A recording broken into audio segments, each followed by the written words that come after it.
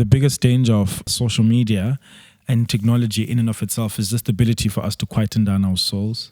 The ability to feel like you know enough about people but not be relationally very strong. On a physical level, right? Wait, pause. But I know that you went... Pause, bro. You went too quickly. I want people to miss that. Please repeat that. Yeah, I think, relational.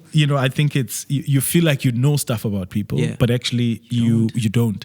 And actually you're not actually really connected. That person. But you're not connected with that person. I know that you went there for that holiday or you went to eat there, for an example, or even what book you're reading, but I actually don't know you intimately and personally. What do you think about that book? How was actually that trip? Yes, how are you feeling about that job that you just got, right? You posted. Oh, we think just because we chatted, like, oh yeah, nice picture or whatever, you think like somehow we are connected. Love emoji. Yeah, we feel like we're connected, but actually we are not. The ability to slow down well enough to be in touch with what's happening on the inside is very difficult, which particularly is what affects prayer. Yeah.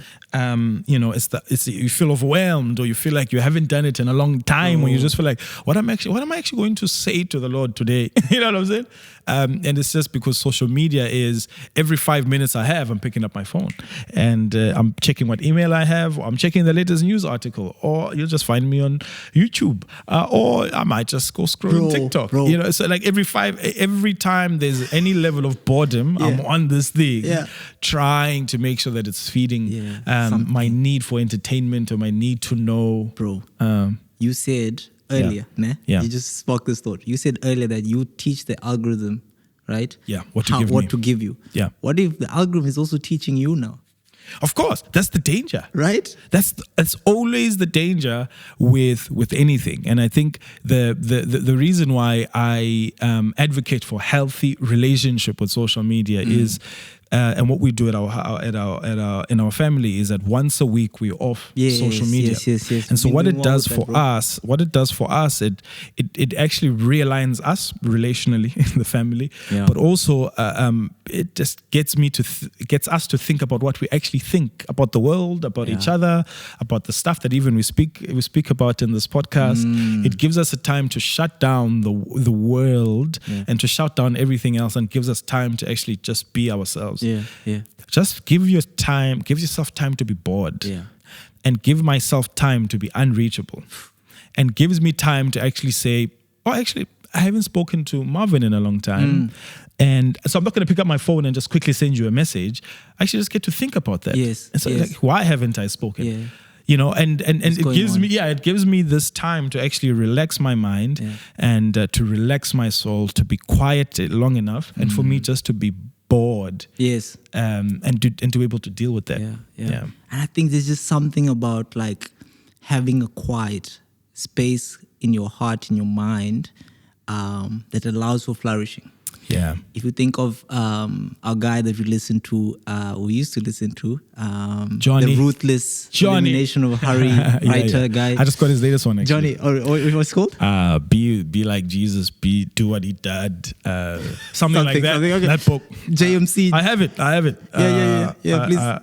It's plug the people. I don't know if I should plug them. No, you should, bro. It's our community. The thing is, if they read it, they can comment and tell us what they think as well. Be with Jesus, become like him, do as he did. Oof, yeah. If you think about that guy and his whole idea of like Sabbath and all that, I think ancient people, that sounds so bad. Early Christians, there was something of going to be alone with God. There was something of like, hey, you need to, even things about silence. They had a spiritual discipline around silence. Right? Right? Nowadays, the only spiritual disciplines we know is like prayer, read the word, and maybe fasting. There's nothing about silence, nothing about isolation, or what's the other one? There's a couple. There's like simplicity. You know, those things so much.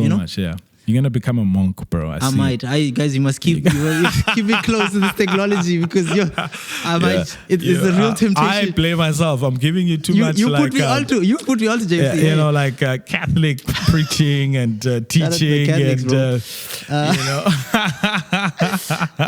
but yeah, bro, I think guys, there is definitely something about escaping all the noise, and I would advocate heavily about it, because I found so much even the reason I'm bringing this chat up today is because of that. Just realizing like, hey, sometimes you just need to.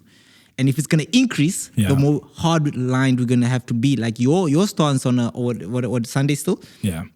Sunday cut off. Let's just think and I mean, about generally, it's like, if you don't set your relationship with technology and social media, it's gonna inform you in the way that it wants to.